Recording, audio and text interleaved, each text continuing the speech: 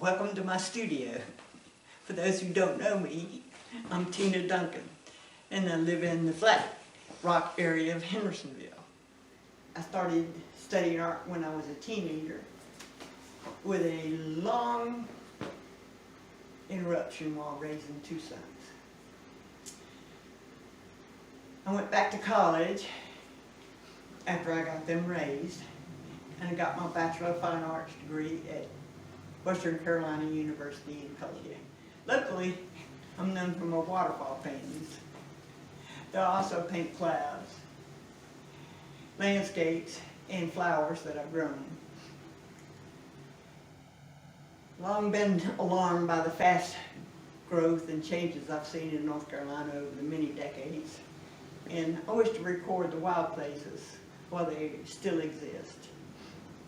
I feel grateful to be living near so many waterfalls, and there are over 3,000 in this area. Not all of them worth painting.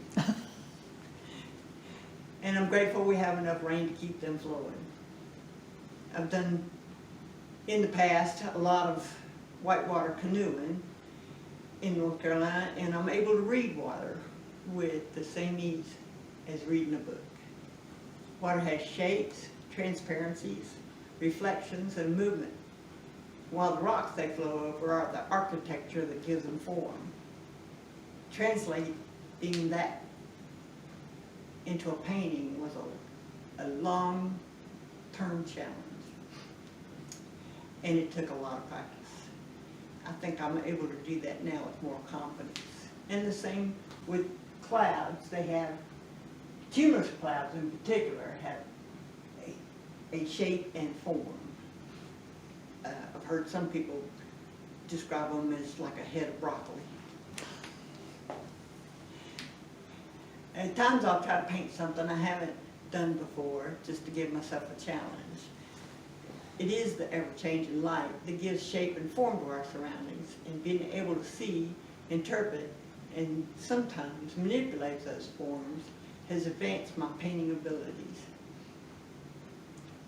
Early in my studies, I tried to paint things as close to their natural color as I could. But later I was disappointed and bored with the cold grayness of rocks and the objects in my paintings.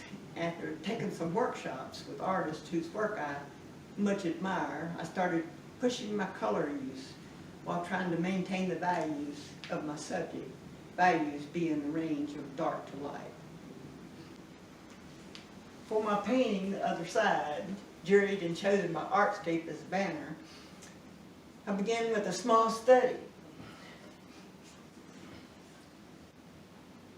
and then was encouraged by friends at the Art League to do a big one, which I entered in the annual fall show at Grace Center Gallery.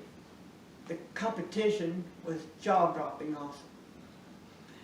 I was shocked to be awarded both a cash award and a best in show.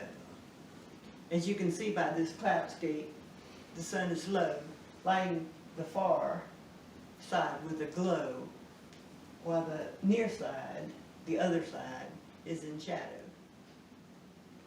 I'd like to give credit to artists who have inspired me over the years, as well as the opportunities and influence of the Henderson County Art League. Locally, I took workshops with Richard Christian Nelson, Sarah Sneeden, and Bill Jameson. I studied the works of Maxwell Parrish, Richard Smith, and Julia Pollard. I have a personal story I'd like to share of an artist whose work blew me away as a teenager. Thomas Moran painted immense landscapes of remote but now famous places like the Grand Canyon and Yellowstone. I consider his works timeless. There's no fad, there's no contrivances or artificiality. And so they could have been painted yesterday.